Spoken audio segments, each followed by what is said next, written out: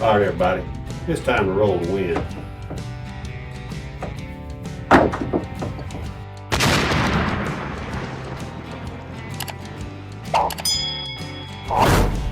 Practice like you play like you practice. Let's go roll. All right, so our tonight's interview and tonight's guest is Gargoyle. Gargoyle is a longtime player in the craps community. He's got a great reputation over the years. He's been around the game for a long time, and he's played with a lot of the legends. He is a legend, actually, of the game. Yeah, don't shake your head. I mean, you are. You're one of the unsung hero legends, right? I mean, Yeah, you don't go out and advertise. You never did, but yeah. you were always on the table with everybody else. So let's start with I'm one of the that. And, silent legends. I'm like behind the scenes guy. I don't want to be, you know, I don't want yeah, to be up front and personal. yeah. I had a hard time getting you to just put your face on camera. I think so. This was only going to be a phone call recording. That's right. That's right. so, So people uh, can see my ugly mug now and then run away. Thanks a yeah. lot. Well, they're not gonna go anywhere. Uh, because they're going to be glued to the screen watching, listening to what you've got to say. So, tell me about how you got started, either in craps, going to the casino, what you were involved with, and everything. Yeah. So, gosh, years and years and years ago, back in the '90s. Um, I started back in the '90s. I pretty much started playing poker games here at home and stuff like that. And we started going to the casinos, pretty much playing Texas Hold'em.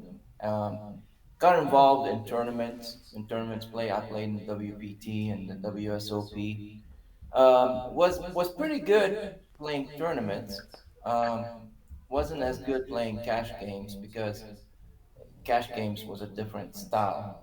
Um, and I, if you remember, way back at the Hard Rock, Yeah. um, where they had the cash game tables as soon right before you walked into the casino on the right.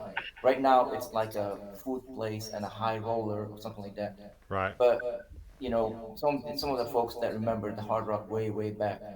Um, I was playing a cash game and there was like at least $6,000, $7,000 on the table, and one card could beat me, and that card came at the end, and the young kid was started hoopling and hollering, and he had no business being in the hand to begin with, like, I'm the best, I'm the best, blah blah blah. Put a bad taste in my mouth. And I bet. One card beat you, and he had it. and he had it all the way at the river. And it just came at the river. I mean, just look. Oh my God, where did you get that picture from? Yeah, that was me back. Good God Almighty, back in the '90s. Look at that. I had all black mustache. You Yeah. take the hat off, I had black hair. Uh, yeah, so that was me. That was me playing at one of the tournaments. Um, at that was at the Beau Rivage, I believe, one of the WPT sessions. If I remember. It looks like you had a strict poker face going right there for Oh, sure. you had to. You had to. You don't let them know what you got and what you're holding. Um, but at any rate, the guy beat me at the river with one card, and I got a bad taste in my mouth for poker at that point. And on the way out, I actually got some of my money back because it was a bad beat. I think it was um, either four of a kind over a full house or something like that. I don't remember. I remember I got some of my money back, but I was already pissed. And I walked into the Hard Rock and I heard people clapping and hollering, and I walked over there and it was a craps table. I stood there, watched it for a few minutes, and I'm like, I want to try playing that game. So the dealer is like, I can help you, but it's a weekend night. We can't really do. Just sit here and watch. Don't put any money. Don't lose money on the table. Just stand there and learn.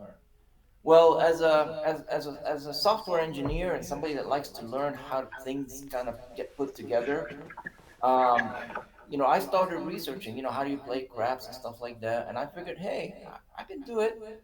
So I started going out to the casinos and playing craps, buying in for $5,000 and losing it in 2 minutes. For for like at least a whole year, maybe two, I lost a ton of money. I mean, thousands and thousands of dollars. Didn't know how to play the game. Um, and so finally, I was talking to my wife, and she's like, there are other craps players out there, just like there was a poker community. Why don't you research and see what's out there? Maybe somebody can give you, help you stop losing and stuff like that, or teach you how to play. So that's how I found, access, power access, heavy's form. Right. Um, so I got in, I logged in, and I introduced myself, and I pinged heavy, and I just wanted to see, these people are just going to take my money, or whatever. Um, Heavy called me, and he spent an hour over and a half over the phone. Somebody never know me, never seen me, and I can't tell you how many times he told me, stay out of the casino, stop playing craps until we get together and I teach you the basics betting. He's like, do not go to the casino. And I'm like, okay. And I can't tell you how many times. And he told me, he's like, there's a good way to play and there's a bad way to play. We gotta, first of all, we gotta stop the bleeding. Don't worry about how to roll dice and stuff like that. We gotta stop the bleeding. You're bleeding money left and right. So he told me, he's like, hey, we got a class up in Vegas coming up, and at Dice Coach's house. Why don't you take the class?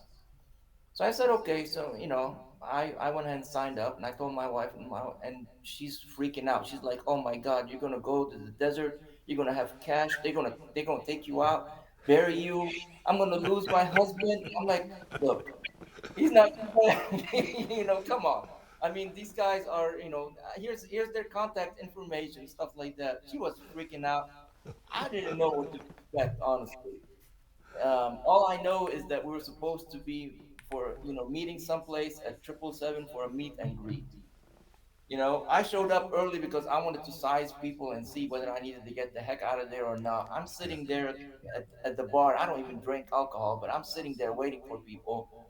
This guy next to me, he orders wine, and he's talking bullshit to the bartender. Oh, I don't know if I can say bullshit or not. I Yeah, guess you I can can. say whatever you want. Yeah. Um, One thing led to another, and it was Dice Coach. So he's Bo, like, Bo was yeah. there. He's like, are you Gargoyle? And like, yeah. He's like, well, nice to meet you. We're all gonna be sitting up there. So the whole class was there. Heavy was there. Irish, um, Howard, and a couple other people. I can't remember, but we met up, we ate and stuff like that. It was good, fun people to sit around and kind of talk. And the next day was the class, and so I got directions how to get there. It was at Bo's house, Dice Coach, and we get there, and they start with the, hey, this is what the class is and stuff like that, and take turns teaching the betting strategy and all that, and then we go for break. Dice Coach comes over and says, okay, Heavy wanted me to talk to you about betting. I'm like, okay. He's like, whatever you're doing, stop. The guy spent about an hour and a half while everybody, all the students were over there, practicing and stuff like that. Yeah. He spent an hour and a half in his den teaching me about 12 6 and 8, just to see what's going on at the table. Don't buy in for 5,000 and put $2,000 on the line, and just 7 out. You know, and I'm like, you can do that, and he's like, you can do anything you want, as long as it's by the rules. He spent about a good hour and 15 hour 20 minutes, and then Heavy came over, and he's like, oh, all right, let me give you my interpretation on how betting needs to be, and pressing, and all all during our play. Here's what I want you to do. I don't care if the table is hot or cold. I want you to play the 6 and 8 and this and that, and that's it. I'm like, okay. I had like $20,000. I was going to be with this You'd special. loaded up to go. I was ready to go on the line, on all of them. Just he wants me to play it. He wants me to play it at $12, 6 and 8, and I'm like, oh, okay, if that's Yeah. what you want me to do. And he's like, I know you got cash, but I don't want. If I see you in a casino without us, I don't want nothing to do with you anymore. And I'm gonna have spies. And I'm like, okay. So then it came down throwing the dice, in the class. So he's like, show me how you throw the dice. So I stood at stick, right? And I picked up the dice and I started throwing them.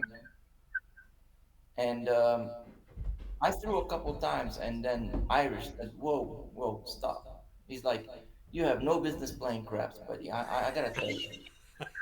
Now Irish, listen, I know people have different, thoughts about Irish. Irish is the one that taught me how to shoot par. You gotta give credit where credit is due. Yep. And I mean, he was twisting me all around, and your hand's gotta be this. I'm like, what the hell is this guy doing? I can't, my wrist won't go like that. He's like, you gotta do this, you gotta do that. Long story short, Iris said, you gotta practice this. And you're not throwing dice with us during class. During when we go out and play, you're gonna pass the dice and you're gonna do whatever betting heavy tells you to do. So I said, okay. So we go and we have a good time and everything else. And I come home and I'm like, you know what? I gotta start figuring out this because I know I can do it. When you put your mind to something, you can do it. Now I have a problem. My hands get very, very sweaty. It doesn't matter. It could be snowing outside. My hand will get sweaty. So the dice sticks to my hand. So I couldn't do your usual par shot. If I do it this way, the Right. dice get screwed and one usually sticks and falls. So I said, all right, you know what? I'm gonna build a table. I took measurements and I said I'm gonna build like a half a table, and I'm gonna practice. So I have some people collect butterflies, other people collect coins, like I have in dice. I Right. I collect woodworking machinery. Some of it I've had for 12 years. I have a drill press that I haven't opened in 12 years sitting in the back. But I had all kind of woodworking machinery, and so I built a half-shaped craps table, and I bought online. Heavy told me where I can get it. One of the throwing stations Yep. where you can kind of lean on Right. and throw from, not to. It's not a two throwing station. And that table was like, just half a craps table, and I had a green billiard felt on it at first because I have a billiard table, and it came with a blue felt on it, and at some point I bought a green because I wanted to replace it and I never did. So I'm like, you know what? This thing's been sitting in the back for years, might as well use it. So I put the green billiard, there was nothing underneath it. I didn't know anything about underlayment, bounce, or anything. and and I started practicing every night, every night. And then somebody said, "Oh, you can buy a layout. You can go online and buy a craps layout." And I'm like, "Holy crap!" So I went online and bought a craps layout, like a small 10 footer Yep. table. And if you ever seen pictures of it, I've had them over there at the heavy site, but it kind of half the layout kind of came down, um, on the edge, so you only saw the just half. Right. And for 3 months, I practiced. I mean, I'd come here every night, every night, every night, right here where this practice table is, for 4 hours straight, 4 or 5 hours. For 3 months, I practiced, and what I found out is that I can't do the par shot um, that Irish showed me, but I was able to do like a thumb and middle finger shot. Two finger grip. Yeah. Yeah. Yeah, and then kind of do it like this, and then it wouldn't stick. Little did I know that this is actually shoot it all's throw. I didn't know that back then. But I started working on it and working on it. I'm telling you, man, my fingers sometimes would bleed because you gotta do the whole tap and then pick because your Yep. fingers need to be aligned. And I would tap and pick, and sometimes my fingers would bleed because I tap so hard because I'm trying to get them aligned. Um, but 3 months went by, and then we took another class with Heavy again over in Vegas at Dice Coach. And when I showed up, and this time my wife went with me because I said, "Look, you got to meet these guys. They're, I survived. They didn't bury me in the sand in the desert. So I survived that. So you got to meet these guys." So she went with me, and she actually, her and Dice Coach's wife got along very, very well. But she didn't take the class. My wife doesn't care about craps or anything. She likes slot machines. You know, We got the same problem on that one. yeah. When I win on craps table, she loses at the slot machine. Um, but I went in there. It was my turn to shoot. I started doing this shot and then landing it, and I must have threw it 3, 4 times, and all of a sudden, Bo Heavy, everybody's like, "Who the hell are you? And what did you do to Gargoyle?" I'm like, "Why?" He's like, "Man, that's a beautiful shot. Where'd you get that from?" Like, I just couldn't do the other one, and I started doing this. But my wife pretty much told him. He's like, for the last 3 months, every night after work, every night, 4 to 5 hours. And I mean, for your viewers listening, you get out of this what you put in. If you don't put in the effort to practice and really get to know what your dice is doing and what you're throwing, it's a hobby at most. But to Yep. me, I wanted to learn everything there is to know about it.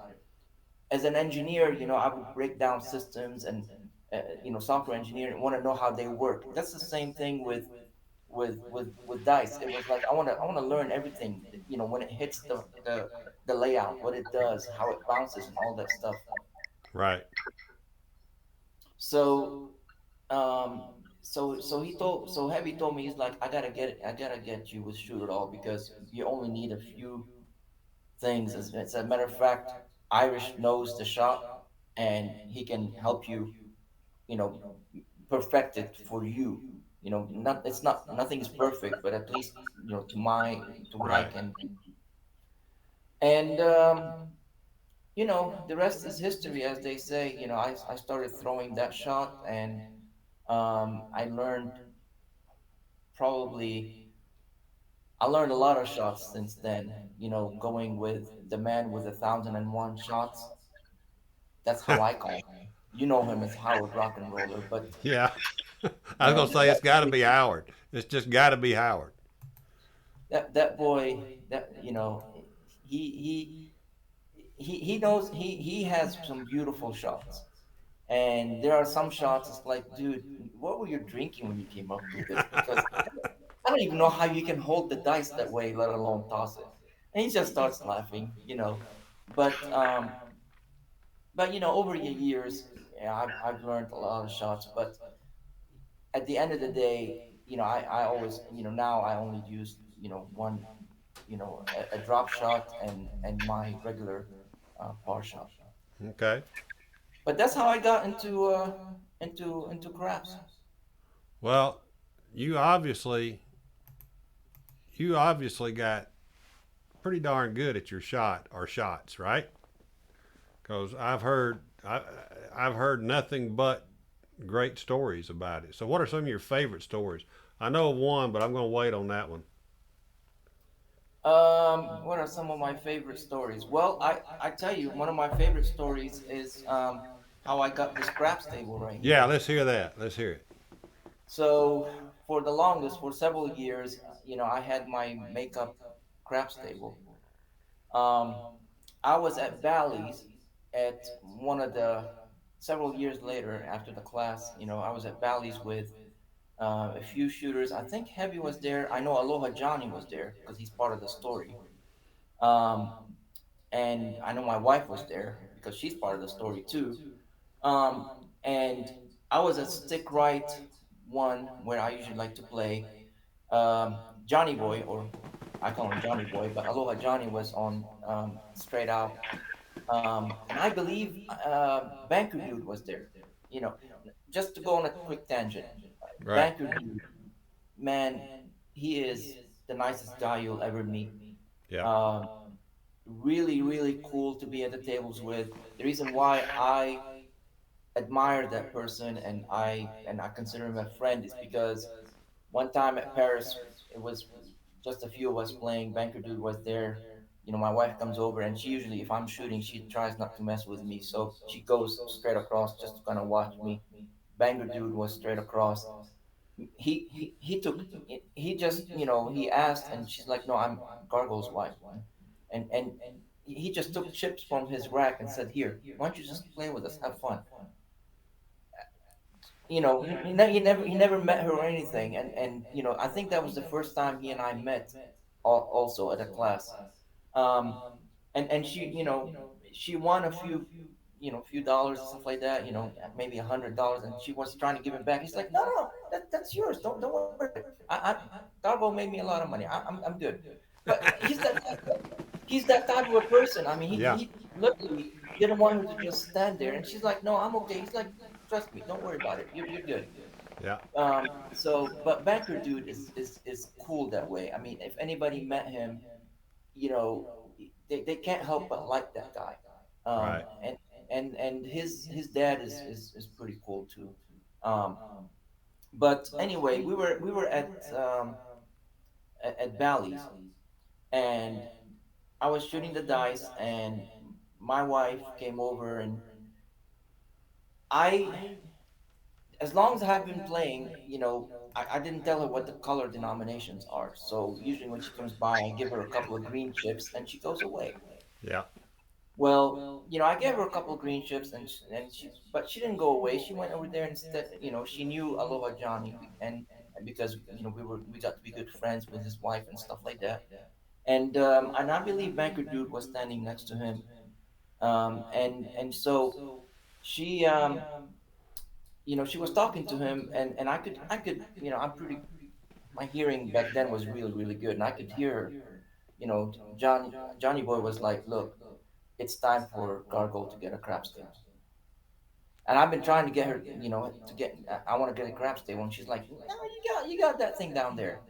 And I kind of, hinted to them that, I really would like a craps table if I could find one. Right. And Aloha Johnny was like, look, he's doing so good. He really needs a craps table because he can get a lot better. And she's like, yeah, yeah, I know. But all of a sudden she says, so how come you only have like green chips and red chips, but he's you know my husband's got like black chips and all that, and he said, well, he bets bigger than me. And she's like, huh? He's like, yeah, those are $100 chips. And I heard that, and I very rarely get distracted. When I play, I sometimes try and stay concentrated. She came over and she dumped those three green chips and took two black chips and gave me that look like, you know what? You're not doing this anymore. And I looked at her and I'm like, dude, thanks a lot, man. And so she went over there and just stood there, like gave me that look, and I'm like, oh great, now she knows that the black ones are 100, and what the color denomination. I better not make purple chips. Yeah. Don't win And purples now. yeah, and Tell the dealer I only want black now. Right. yeah, and the hand was coming along really good, and I think I had like um 250 on the five or something like that, and I hit it, and the dealer, you know, gave me uh, the chips, but he shorted me a black chip, and he literally took it and gave it to my wife on the other side. I looked at him, I'm like, dude, what are you doing? He's like, I'm just cutting the middle, man. I don't, that she's gonna walk over here and get it. I'm just cutting the middle, man. And she's like, thank you. And I'm like, seriously? I'm like, okay, don't you have some shopping to do? Just get out of here. But that was one of the cool times. But that's how Johnny Boy, really, Aloha Johnny. is the one that convinced her so that I can go get the craps. And there was somebody on um, Heavy's forum that lived in Alabama or someplace. I forgot, but he was selling this one, and it was old. He had it for a long time. This is one of the very very first tables that they made. This rail actually comes apart in four pieces, so it's the old Okay. old style. So I got it in. I refurbished it. I collect layouts, so I have the Mirage layout on it. I have some layouts that's been used, but some that are brand new. This was a brand new Mirage table layout. So So um, how did you get a brand new Mirage layout? you you know what? You ask the pit boss. You ask the dealer. Some dealers um have sometimes they take them home, and practice, but they're playing and stuff like that Yeah. on them, so they give them to the dealers. This happened to be from my host at the Mirage. I got that and a couple others, but I have all kinds of craps layouts. And I mean that's going to be a rare piece right there. It already is a nowadays, rare. well, because it's no longer the Mirage, it's the Hard Rock. Yeah. And you can see over here, I've got, well, behind me I have chips from several casinos, some of them no longer in existence, and then used dice. So I still have room to put used dice, but that's the Hard Rock. This one is a Hard Rock in Vegas. It doesn't exist anymore. Right. That's Bally's. It's a blackjack. Both of these. That's Bally's. Remember Bally's before it became Cromwell? Oh yeah. Well, That's no, I don't. I always knew it as Cromwell. Yeah. So it was Bally's before that, and I got a few over here. But what I usually do is I have like, here. Let me show you. I have these boxes that I got like 12 of these, and I label I labeled them what's inside. Like this one has Binions and Bellagio roulette. So this was the horseshoe. No, this is the blackjack. But remember, Binions used to be the horseshoe. Yeah. Yeah. So, and they used to have the rodeo over there. Right. So this is the this is like the rodeo Binions. Wow. Now Wow. this is used, Yeah. but I honestly like the used ones better than new ones, because the used ones, to me, it's like they got battle scars. But I have some from Aladdin before it shut down. Yeah. Um, then I was able to find. I have Trump Plaza craps layout. I got all kinds. I've got at least 20. I mean, I've got stacks of them. But the Mirage, I got You had a the Trump. You vintage. said you had a Trump. The Trump Yeah, Mirage. Yeah. You don't have to yeah. show it. Well. The Trumpla, I have Harris. I have a nice. That was several years ago when they had the Burgundy Harris at Vegas. I got one of those. I got it while they were changing it from they were changing the layouts, and I got to talking to the supervisor, gaming supervisor, and I said, I collect stuff. Do you have dice or something? He's like, yeah. And I told him, I said, man, I'd love the craps layout. And he's like, no, you can't have a craps layout. We don't do that. So he went and got me a whole bunch of dice and cards. I mean, like a big old box. Yeah.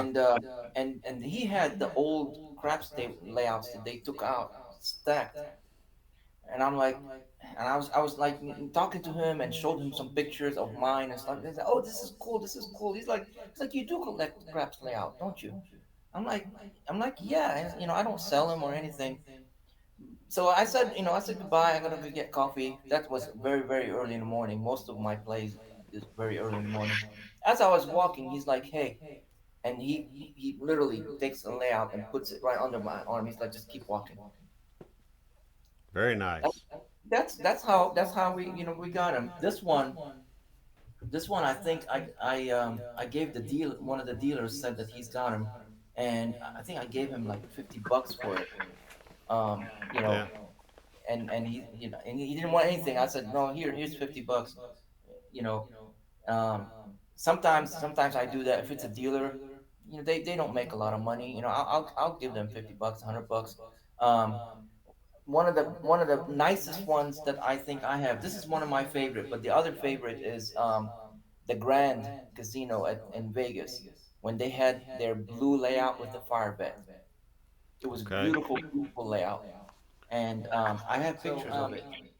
Back the downtown Grand used to have a blue layout with a fire bet on it, and that's kind of like just my one of my favorites because it it was just it's just beautiful. Oh yeah. Yeah. You know, It that's is. that's it had the Grand on it and stuff like that. Um, a couple of these I actually put on here, played around a little bit with, and then just took off.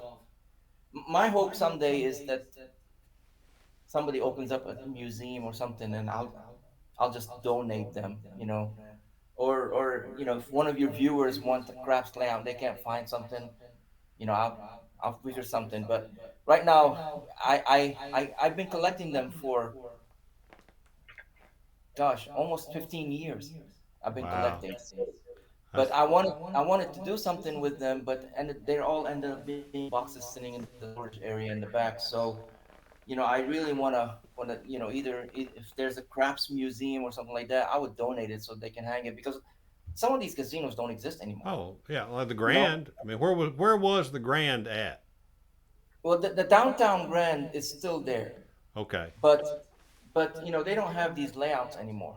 No. Um, the Mirage is going to Mirage be is the Hard gone. Rock. Yep. The old Hard Rock is gone. Yep. Binions is still there. But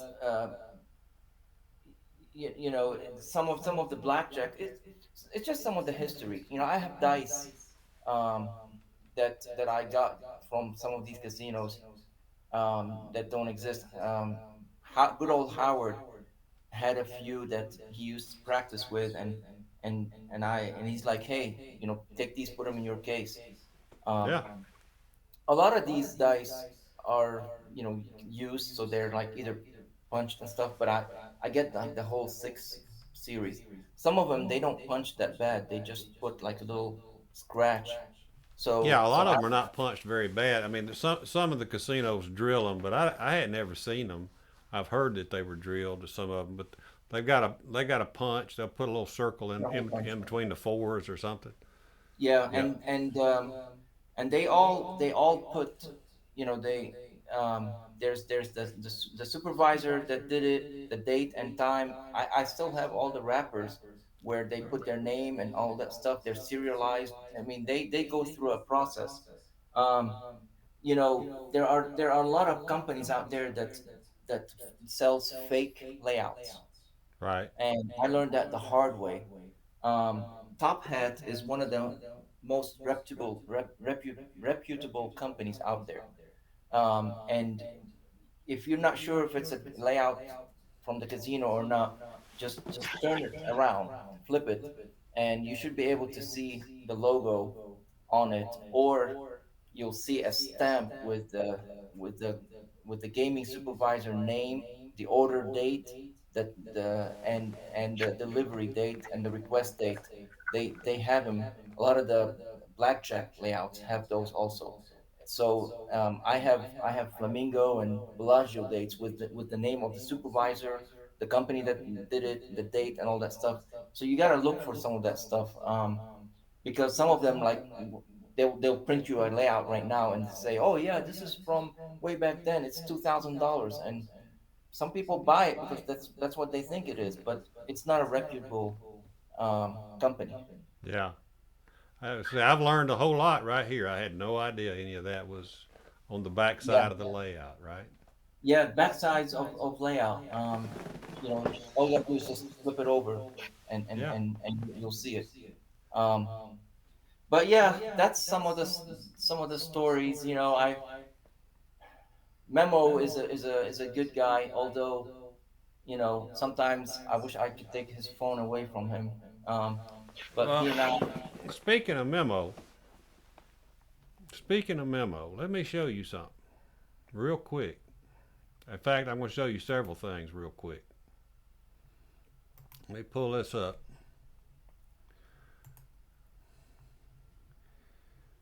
You and he were at the Cromwell, and everybody else, oh God, every, no!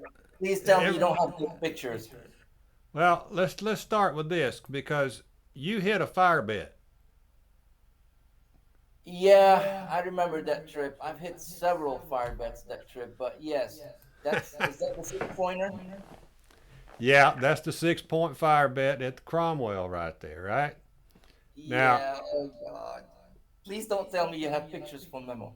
well, I've got a picture or two from Memo, and the thing is, you had a friend at the table. Let's see if I can find one of them real quick. Oh man, if I known you're gonna embarrass me like that, I would have told you. All Oh right, man, yeah, so you've got a there you are. You're at stick right. You said that was your favorite position anyway, right? yeah, But if you look real close, there's a guy down there in the hook or in the turn down in the hook on the right down there, right? yeah. Counting his chips. Yeah. Yeah, he's counting his chips. So talk to me about this hand that you tossed. So we were. So there was a class going on in Vegas, and I always used to do my trips, and when there's a class that don't really go and attend the class. Right. But just go and visit and say hey. But Memo, and as a matter of fact, Aloha Johnny was supposed to meet up with me at the Cromwell. Aloha Johnny decided that he just wants to go and stay with Heavy at the class. Yeah. So we get to the Cromwell table, and it was open. There was one guy in the hook, and he was just playing $12 six and eight. So I get the dice, and Cromwell, back when before they redid all their tables, the Cromwell was one of my best places to play because I really did good. We start rolling, and the hand starts to develop. Both both Memo and I have the fire bet going, and we're starting to kind of raise our bets and stuff, and I got three already going, and I'm going for the fourth one. This guy shows up. He's kind of drunk, but not really drunk. Doesn't really know how to play. He just walks up and he's like, and I remember it as if it was yesterday. Unfortunately, I keep trying to forget it. People will not let me forget it. The point was nine, and I was trying to make the nine. And he walks up and he's like, "Oh, the point is nine." He's like, "Okay, hop the nines for me." And he threw $50 on the hop, and I hit the nine. The guy goes crazy, and he comes in and gives me a big hug, and I'm like, "Dude, space." But at that point, I got 4 points, and so looks at me and he's like, "What number are you going to throw again?" I'm like, "Dude, I don't know. That's not how the game's played." He's like, and I look down and I'm like, "Well, I need the five and the four." I said, "I don't know, either the four or the five." He's like, "Well, I'm going to hop the five for 50." And guess what? I throw the five. Hop a number and Gargoyle would throw it. And it just made it, I just made him just, and I'm not talking about once in a while, it was happening frequently. And, and he'd run over in there and just just grabbed poor Gargoyle. I don't know how he ever kept his composure. Can you imagine time you throw the dice, somebody come up and do that to you, and then you're going to throw the dice again? I mean, The guy comes over, and I mean, he's drinking chips, hopping it for $50. Yep. Comes over, he starts hugging me, literally. His legs are wrapping around me, Yeah. and I'm going like, dude, you know. And I look at Memo, and Memo's laughing his ass off. Kind of like I am right now, I suppose. And I'm like, dude, and Memo's like, just be patient. Don't go on tilt. You know, we need 2 more points. So the guy's like, oh, you must like five and nines. So he starts hopping the five and nines for pretty much the entire duration. Okay. Yeah. And I must have, I mean, I was like his genie in a bottle. You know, he rubs it and I just hit the number. I mean, seriously, the guy would hop the four and I would throw a four. The guy would hop at 10 and I would throw a 10. And I would be like, where are you? Where have you been all my life? Because that's the numbers, I need to throw. Yeah. But every time he made money, he would just run and give me a big hug and you know, I, so finally, long story short, I hit the 6 point fire bet. Yeah. he hit the 6 point fire bet, set another point. And he realizes what's going on and how much money Memo and I made. But he also made money, so he's happy and he wants a group hug and stuff like that. And I turn around and I'm about to tell Memo, hey, get this guy off of me. Memo's there with the phone taking. Oh my god, he's over there with the phone taking pictures, laughing his ass off. And I'm going, dude. And the guy's like, I made money. Oh, thank you. I mean, this guy is loving on you a little bit. Dude, yeah, I mean there were other you didn't see what's going on, but he was like, wrapping his leg around me and I'm like, dude, Now I gotta tell you, I was in a good mood that day because we're making money. Memo was betting a lot more than I have because I slowed down at that point because that guy, was Yeah. gonna probably frustrate me and 7 out. I slowed down. Memo didn't, and but he caught me in a good mood. But at some point, I was gonna be like, dude, I don't swing that way. Just back off, you know. But Memo's laughing. The dealers are laughing because they were on the fire bet and they're just laughing their asses off. And one of the dealers says, "Hey, it's Vegas," and I'm like, just because it's Vegas doesn't mean that this has to happen, okay? Right. And the guy wasn't drunk or anything. He was just happy, having fun. But it's like, dude, don't ride me, It's just. And Memo's sitting, and then next thing I know, Memo's texting all these pictures to Heavy because Yeah. he's telling him this. He's telling him what's going on the table, and they're Heavy and everybody's saying, tell Gargoyle to keep his cool and stuff like that. So we kept our cool. We made our money. But then he's like, hey, let's take one for just for the road. So I turned around and I took a picture. Luckily, that guy stepped back, Yeah. you know. But we took a picture of the 5 4, of the 6 points fire bet. But How did you keep your concentration with that guy doing that to you Well, it was good. It was one of those things that I just happened to be there. between shots? That's the amazing part.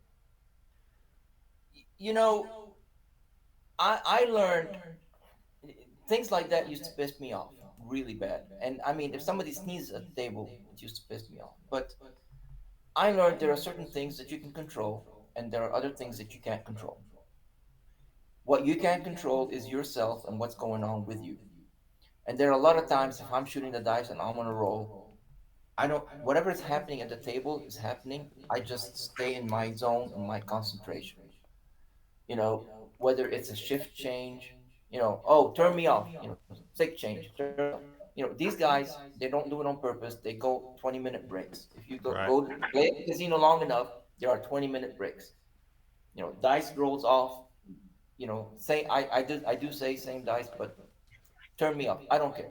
Look, the seven is going to show up 50%. You have a 50-50 chance to throwing something or a seven every roll.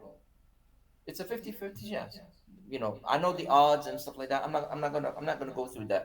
But Yeah. on every roll, you either throw something, you either throw a seven or something other than a seven. You can only control yourself.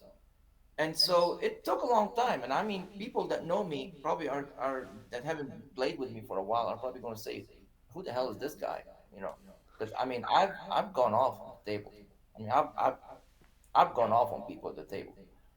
You know, people throwing their hand money and the dice hitting them and stuff like that. But there are certain things in your control and certain things out of your control. This was out of my control. And I guess sometimes you need an idiot as a lucky charm. Usually I'm the idiot as a lucky charm for others. Time it just so happened that some idiot came to be my lucky charm. But you if you're going to play this game long enough, you need to figure out how to control your temper, and Oh yeah. you need to figure out what can you do to stay in the zone. Yeah. Um, sometimes I throw craps here, and the cats jump up and start taking my dice away, and I'm like, okay, just stay in the zone. But yeah, I mean, that trip, man, I was really really, I got really lucky that trip. I hit one 6 pointer, two 5 pointers, and I think four 4 pointers. Two of them, Wow. two of them were with sessions. Well, one of them was with a session at the Cromwell, and the other one was with a few students. They went, I just happened to see them. We went and played, and I threw a four pointer. What's interesting, um, we went back to Bo's house, and they were looking at the pictures and stuff like that, and they wanted to make sure dice coach, wanted to see if I needed to go to the hospital, and get a shot or something like that, You just know, is if he'd have come back, if I hadn't been there, if he'd have come back telling stories, everybody gone, yeah, right, okay. Man, I not only verified it, I took pictures of it, so it was good. just great. Now, you didn't end up Well, on the floor any time during this process, did you? no, Okay. I just check it. I don't remember being on the floor at any time. I would have remembered that. Um, it came close once or twice, and I had to kind of tell the guy, hey, just let's go play. Um, but we had some good laughs when we went back to Heavy's, but Heavy told me, he's like, this is gonna this. I mean, he did tell me this is gonna pretty much stay with me as long as I live. I just didn't think I mean, that's been a long, long time. I didn't think it's gonna end up on this broadcast. So thanks a lot, Memo. I'll talk to you soon, Memo. I'll see you Yeah. soon, but Yeah. You can but you can you can thank Memo because he got a big kick out of sending me those pictures. but I mean, we went back, and since students paid for the class, I wasn't gonna just butt in and play, but um, dice coach pretty much was on stick right one where I like, and he's like, hey, why don't you stand here and play? I said, there's no room. He's like, don't worry about it, just stand here and play. And he, when it came time to roll, he just made a bet and just moved away.